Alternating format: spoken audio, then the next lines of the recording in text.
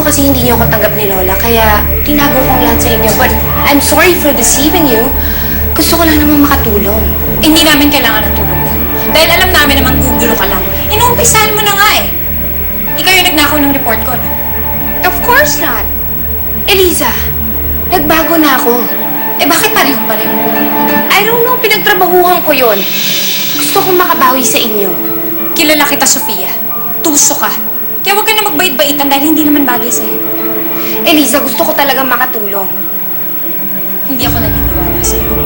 Aalamin ko lahat. Lahat ng mga ginagawa mo. At huwag mo akong babanggain. Dahil tatalungin kita.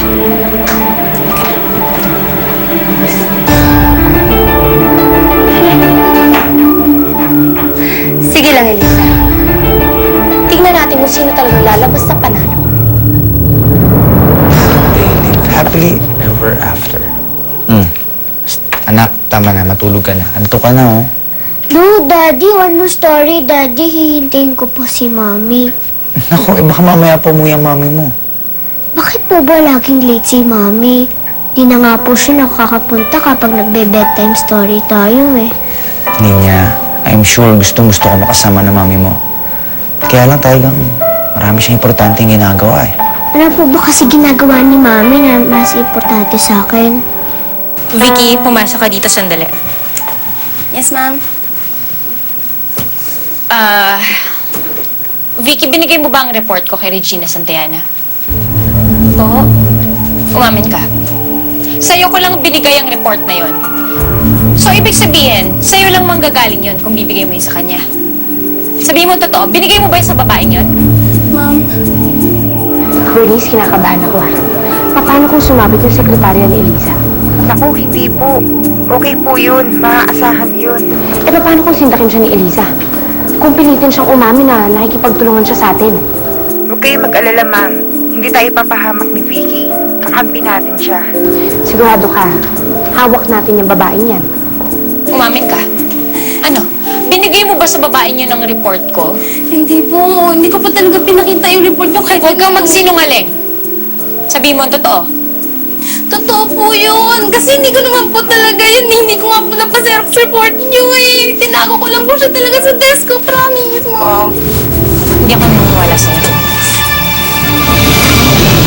Kawawa naman yung anak ko. Hindi niya nakikita yung mami niya.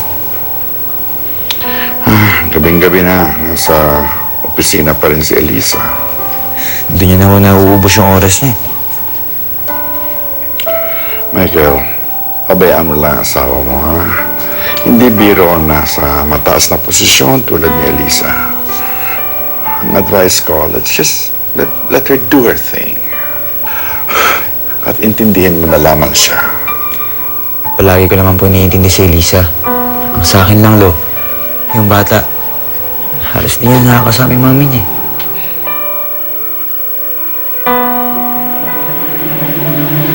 Vicky, effective tomorrow. Hindi ka na magtatrabaho para sa akin. Ililipat na kita ng ibang department. Ma'am, huwag naman po kayo ganyan. Nakawa po kayo, Ma'am. Alam mo ba, Vicky, importante sa akin ang trust. Wala na akong tiwala sa'yo ngayon dahil sa ginawa mo. Elisa? What's going on? Ang dami na palang nangyari dito pa. Wala man lang ako kamalay-malay. Andito na pala sa opisinang to, si Sofia. Sandali lang yan. Sit down.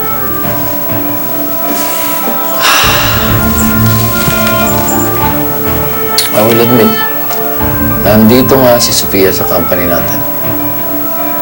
At ako ang dahilan kung bakit. Dahil ako ang kumuha sa kanya. Ano? Kayo ang nagpapasok dito kay Sofia? Yeah.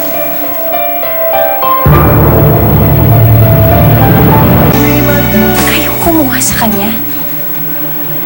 Kaya pala nag-iba siya ng pangalan para lang hindi namin malaman ni Lola yung mga nangyayari. Natiis niyo yun? Natiis niyong lokohin kami ng babaeng yun? Calm down, Elisa. Wala akong intensyong lokohin kayo.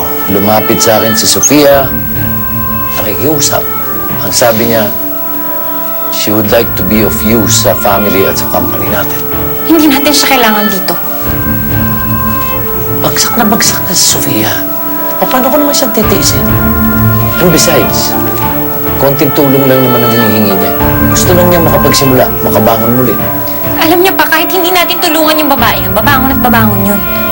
Lalo na pag naging successful na ulit siya, ako ang unang-unang babalikan nun. Gagantihan ako nun. Nag-uumpisa na nga siya ngayon eh. Kita mo yung ginawa niya? Kinuha niya yung report ko, ginaya niya, tapos ibinigay niya sa inyo. Sasabihin niya na siya ang gumawa ng lahat ng yun. Elisa, ano ka ba naman? Totoo naman eh. Sa kanya lahat napunta yung credit ng lahat ng pinaghirapan ko dito. Kahit ano pang sabihin ko, buo na ang desisyon niyo na pag-stayin dito si Sofia, tulungan yung babaeng yun. No, please, anak. Bayaan mo namang matulungan ko ang kapatid mo kahit nakamuti. Bahala kayo. Kung yan ang gusto niyo, hindi ko kayo pipigilan. Pero isa lang ang hiling ko sa inyo pa. Huwag na huwag niyo kaming paglalapitin nun. Ayoko siyang makita at makasama dito sa kumpanyang to. Imagine how surprised Eliza was nung nalaman niyang ako si Regina Santayana. I'm sure hindi nakapaniwala yun. Naisahan ko na naman siya. Grabe ka talaga, Sofia. Ibang klase ka talaga. Wala na akong masabi sa'yo. Ako pa. Huwag kang bilib sa akin eh. Hello, Sofia. Pwede ba tayo mag-usap? Hi, attorney.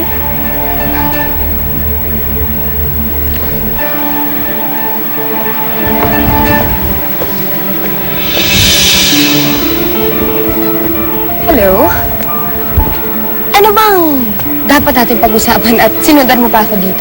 Can you make it a little bit fast? Kasi medyo nagmamadali ako. Tungkol lang ito sa kaso sa pag-kidnap kay Nina. Parang medyo matagal na yata yun. Hindi ka pa ba nakaka-move on? Namatay ang kaibigan ko si Dave. Kung tatanungin mo si Tia Mameng kung nakasurvive na siya, ako na mismo nagsasabi sa'yo na hindi pa. Well, nagbigay na ako ng statement sa mga pulis. Matagal na. Ano ba bang gusto mong malaman? Ang sabi niyo sa affidavit mo, sa testimony mo, na sinundan niyo si Dave ni Elisa nung gabing yon. Kaya kayo nakarating doon sa lugar ng mga kidnappers, tama? Tama?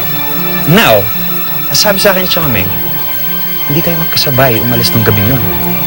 In fact, hindi alam ni Dave kung saan pupunta. Kaya hindi mo alam sinundan ka niya. Now, parang hindi yata akumain sa testimony mo, Sofia. Ano bang gusto mong palabasin? Na ako ang pumatay kay Dave? Na ako ang mastermind sa pag-kidnap kay Nina? Yung bang gusto mong palabasin, attorney? Sofia, gusto ko lang malaman na totoo. Wes, nagsabi na ako ng totoo. Kung hindi ka naniniwala, bahala ka maghanap ng ebidensya mo. I will, Sofia. Sooner or later. Tandaan mo, hindi ko titigilan ng kasong to. Kaya sana wala ka talagang kinalaman sa pagkamatay ni Dave. Sana talagang malinis yung kamay mo. Good luck.